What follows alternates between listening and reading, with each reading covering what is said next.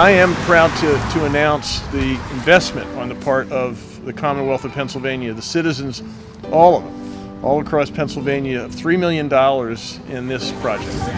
We're going to redevelop 15 currently underutilized Harrisburg Redevelopment Authority properties, plus one privately owned property, and turn that into 50 new high-quality apartments. And finally, we're going to make streetscape improvements. This is an investment to make the capital city, Pennsylvania, better, not just for its businesses, but for people who live here. This city is the state capital, but it's also a place where a lot of people live, and we want everyone in Harrisburg to love the experience they have when they're here.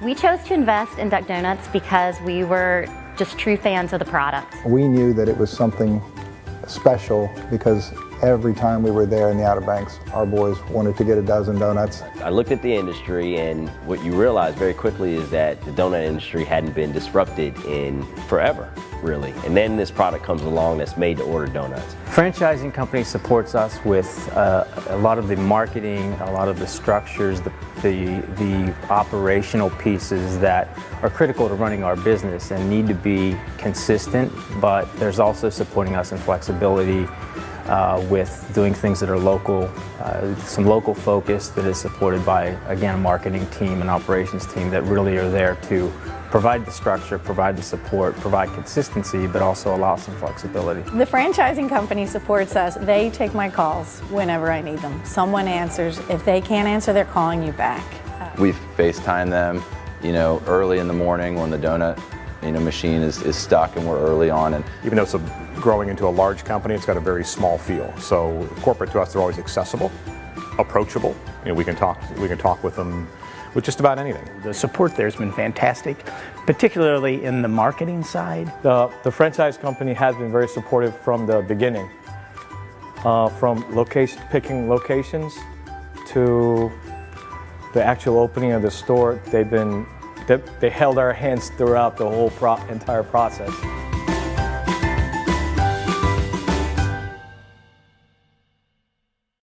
Twitter, it's Twala at YCP. Shannon and Alexia are juniors at York College. On the outside, these friends look like your normal students, but on the inside, it's a constant struggle.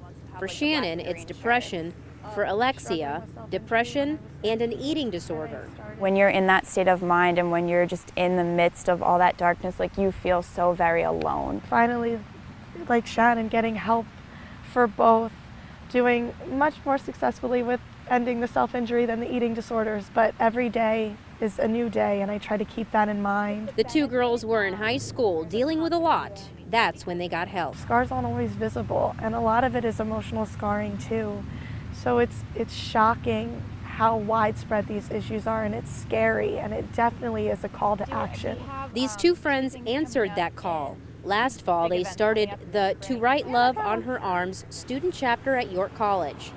The group helps people who may be thinking about suicide.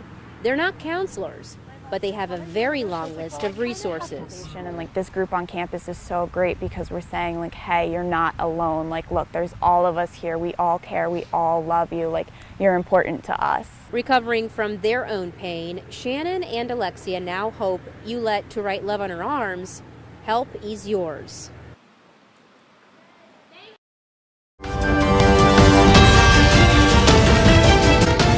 Police have just indicated that a group of Miles Fish survivors has been rescued. Now, they're a little shaken up and, of course, very nervous, but just lucky to be alive. Authorities are hopeful that they will help them track down the elusive Miles Fish.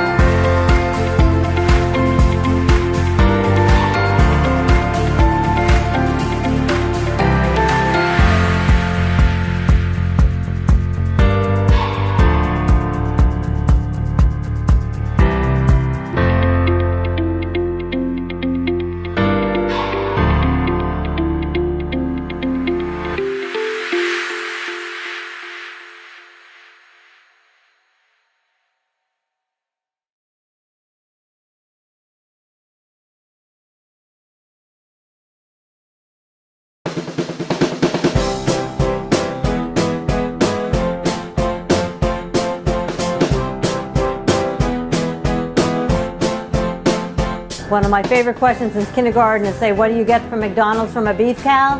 99% of the time they say chicken McNuggets. Chicken McNuggets. Where's it from? Beef cow. It's amazing that they don't know where their food comes from. Different lessons are picked depending on the age of the children, and the goal is to help children learn more about where their food comes from. It goes kindergarten through 8th grade. All of our lessons have something to do with farming, relating to either nutrition or pollination and how those fruits get on those plants through the bees that pollinate. We're teaching right to the core standards because through the scientific method, those are things that kids have to know. They all have hands-on activities, they all have science lab sheets. We follow the scientific method and go through the steps of that as we work through the experiments. I really feel like they learn a lot when they come on here.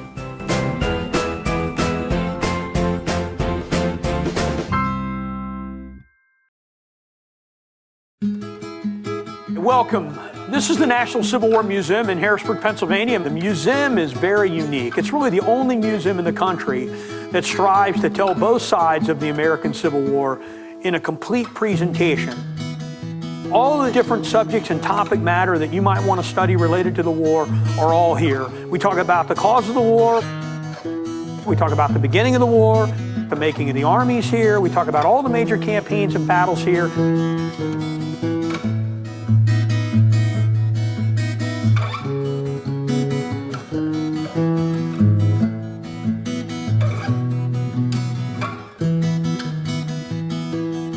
And then different issues related to African Americans in the war, prisoners, medicine, any topic you might be interested in is presented here. And that's what really makes this place unique and stand out among museums about the Civil War in this country.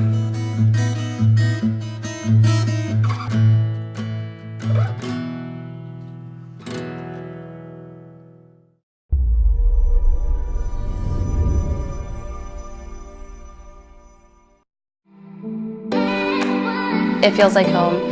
I walk down the hallways, it's smiling faces, the kids are happy to see you, parents are involved. There's such a strong community from the parish and the school. So we came to school here not knowing anyone, and within the first week of school, I knew that this was the perfect school for myself and my children. There are so many opportunities that are right here, not just academically, but in different types of clubs. Our kids are getting a wide variety of opportunities right here in our small school with a big heart. I like to say that we're the United Nations here. As much as I want to think the whole world's accepting, the whole world isn't always accepting of that, but here they are. We have kids, I've had kids from Iceland, Hungary, India, I mean, you pick. I've always admired the school because of the interaction that we have between the young students and the older students, and our middle schoolers are always interacting with our younger students. If you were thinking of sending your child to St. Joan of Arc, I would highly recommend it. The academics are awesome. The Blue Ribbon certification that we just got is such an honor, and it just kind of shows that this isn't just a once-a-year thing, it's builds on year to year. So for us in Hershey, Pennsylvania to receive this honor is great, and I think it really speaks to the teachers here, our faculty, our staff, all the students.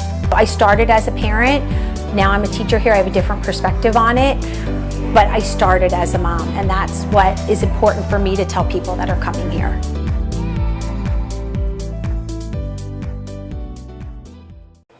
With bulletproof vests on, we hop in Corporal Milo Hooper's Harrisburg Police SUV and hit the streets. In no time at all, a disorderly conduct call comes in. He hits the lights and speeds to the scene. The longtime member of the Harrisburg Police Force knows that these days, those kind of calls can mean someone's high on bath salts.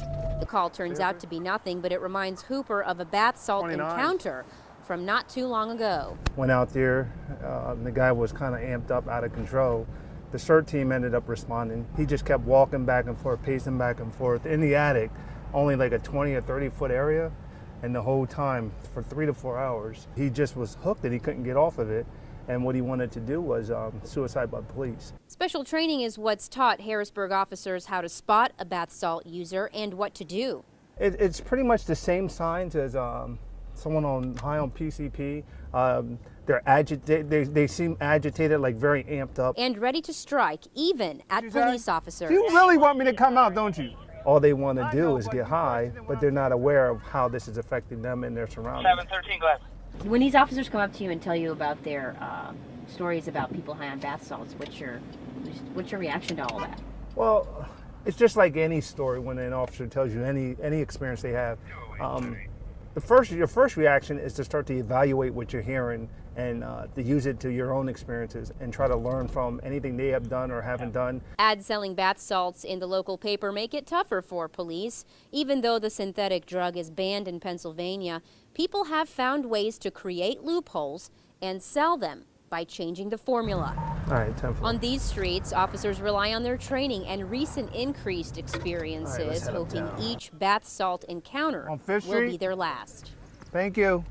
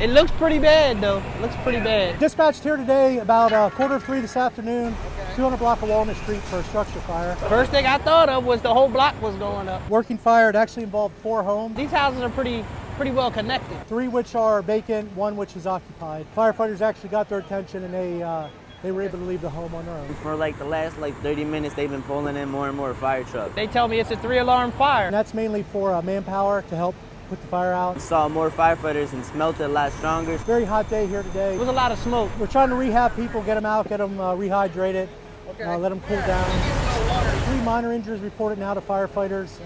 1 looks like a heat exhaustion, 1's going to be a minor cut, and 1 twisted knee. Nothing serious.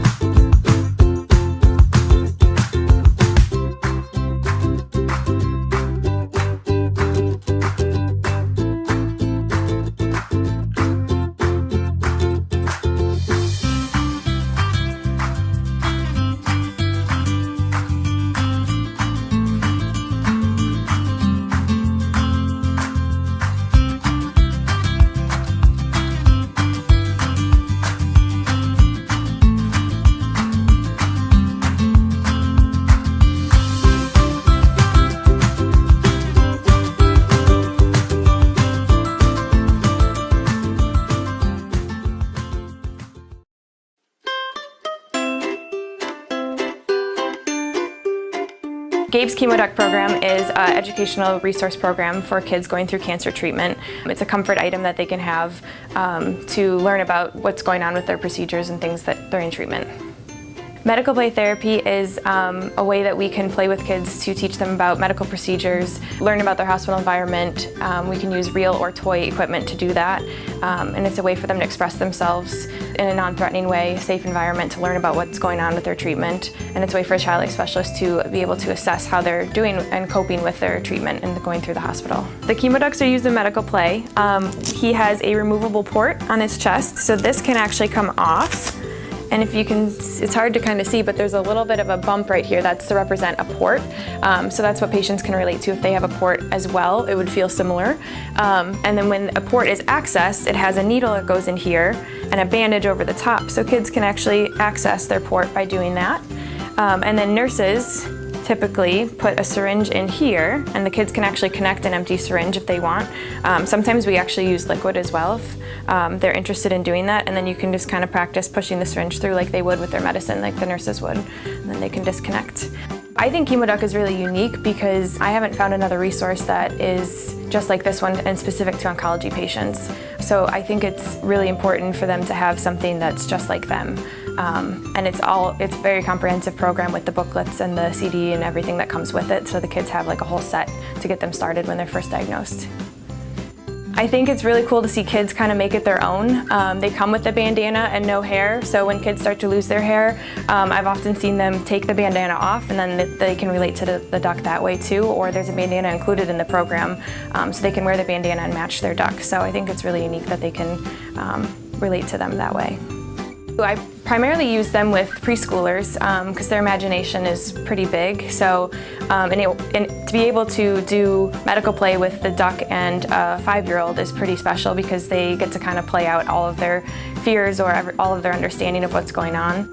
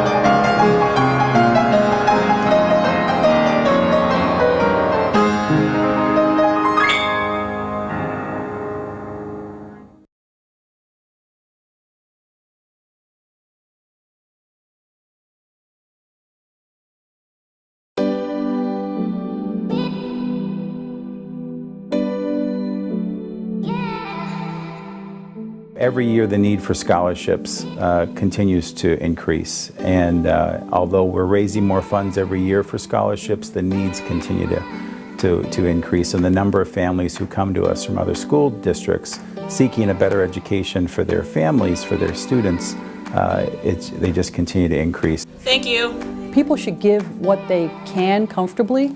Every little bit is meaningful. Lots of $10 gifts add up to $100 gifts, add up to $1,000 gifts. And I think sometimes people think because they can't give a lot, they shouldn't give it all. That's just not true. Scholarships are extremely important for some of our families. We have seen the need for scholarships increase over the years quite drastically. It's so important that as people think about making a gift, that a scholarship for a family can really be life-changing, can really be transformative for a young person to be able to have access to an education like this. I like the content that my children are receiving. My kids could easily go to a public school right by my house. We commute and we travel here because I want that for my kids. I want the small community. I want the religion. I want that to be a part of their life. And I make the sacrifice for my kids to be here because that's what I want for them. Thank you. You can only do so much with tuition alone. But getting donations recognizes that people really value what you are presenting for their children. A very important part of the school is the parish's commitment to the school itself. And our parish, like most parishes, pay a large subsidy to help the school because we believe in the school. Thank you! The dedicated parents, volunteers, benefactors of the school, and they serve a very great resource to the school that makes all things possible here.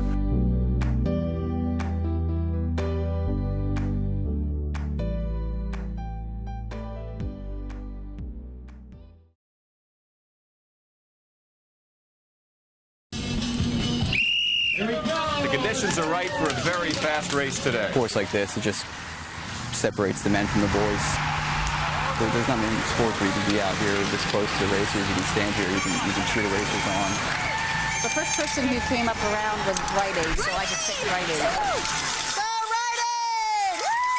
It feels awesome when you're coming by and people are just pounding on the pavement and just cheering on. It's just so much energy that goes from them to you. Riders still going as fast as they have from the start. I wonder how long this hellaciously incredible pace is gonna last. Every race is different, the dynamics. This is a very short, very technical course, so it just favors the stronger, more experienced riders.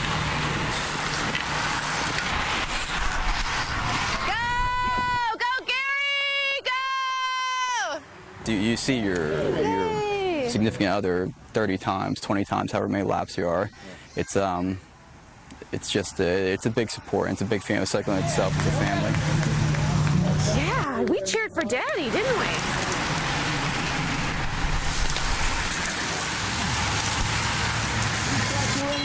Just one lap to go. Just one lap to go. As the field is about to pounce on its prey. Riders down the final turn. Just a bunch of crashes. Whoever said this wasn't a tough sport. We have no real injury. I mean, we have maybe some broken bones. More often than not, that's what happens in a bike race crash. Plus, everyone loves riding a bike. Number 261.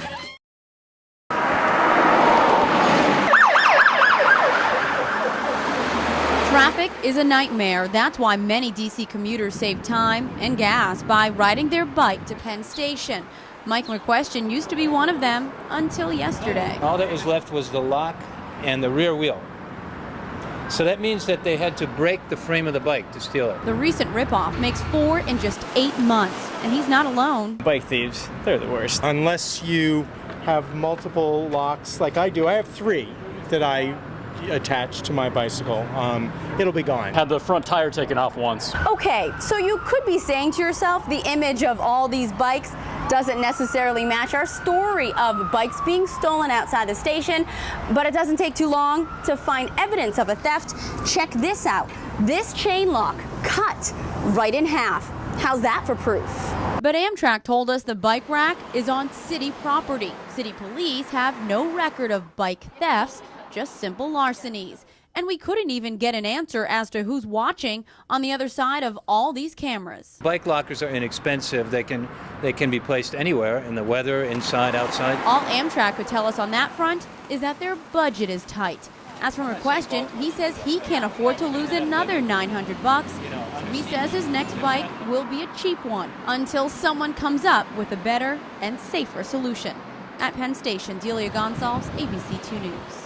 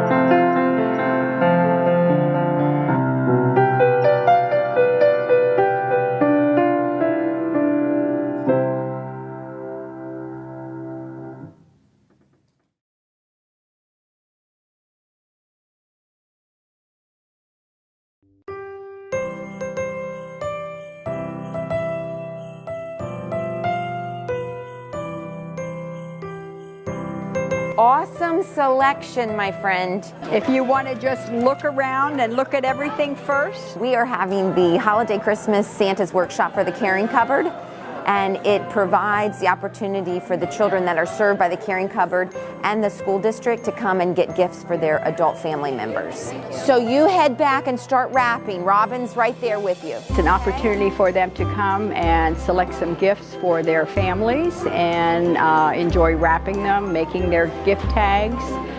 There's also an opportunity to pick out some coats. We at the cupboard have outgrown our space tremendously. We're somewhere in excess of 150 families. Okay. It started out, it was very small.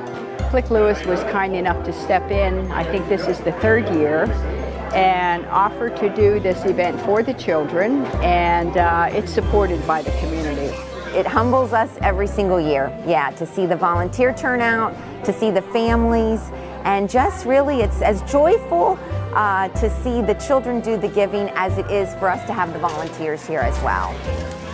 For a lot of the children involved, this is their big Christmas party, and it allows them to select gifts for the elders in their family, and of course everything is provided, all through donations.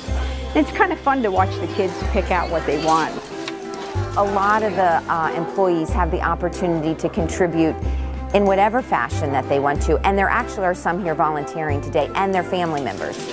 In addition to providing the feel of being able to give your family something, you can also take home a jacket if you need it, or hat, whatever. So it's a wonderful opportunity.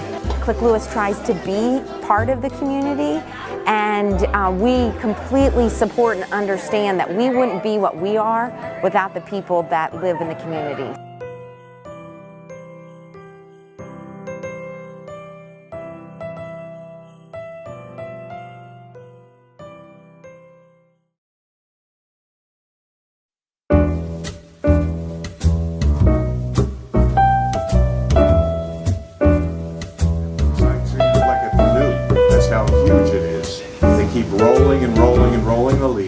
We take on Thursdays because they don't trust us to do all afternoon and maybe into the evening. That's a good question. I go back to work.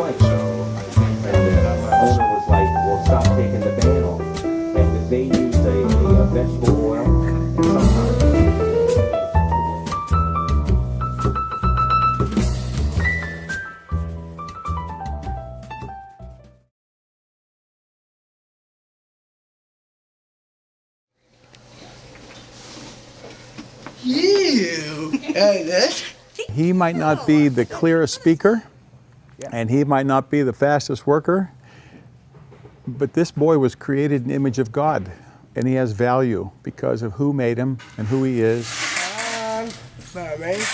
Johnny loves people unconditionally, and he doesn't value you because of how much money you have or what you can do for him. He just likes people. I wake up every day looking forward to coming to work with John, because he is just amazing. He's an amazing guy. He's inspired to show everybody what he wants. He wants to have a voice. I'm inspired to show everybody the same thing, and it's created a really great group atmosphere in here. Oh yeah, Barry. Not only does Johnny bring something to the workplace, but the workplace brings something to him, because Johnny, he's like everybody else. He wants to be valued, he wants to be respected, and so it's a win-win. So having people with special needs working at our company, and Johnny's one of several, has really been valuable to the company. He's not just employed here because he's a member of the family of my brother. We employ quite a few other adults with varying needs and special needs and abilities, and that's just something as a company that we think benefits us, there's a value that people get when they work. And if we can help provide them that value, it may cost us a little bit more money, but at the end of the day, it's good for them, it's good for us, and it's good for society. One of the things that Johnny brings is a sense of perspective, and he values people, he likes to work. This bill is really good because it expands that ability to say you can't abort a child purely because you have a diagnosis that they may have Down syndrome. This bill, again, is recognizing that people are created in God's image. This right here is one of the most special people that you're ever going to meet. He reflects God. Yeah. And I love him to pieces. And he doesn't know if I can make money or if I'm a good speaker or if I'm a book writer. All he knows is I'm his pop and he's my son. Amen?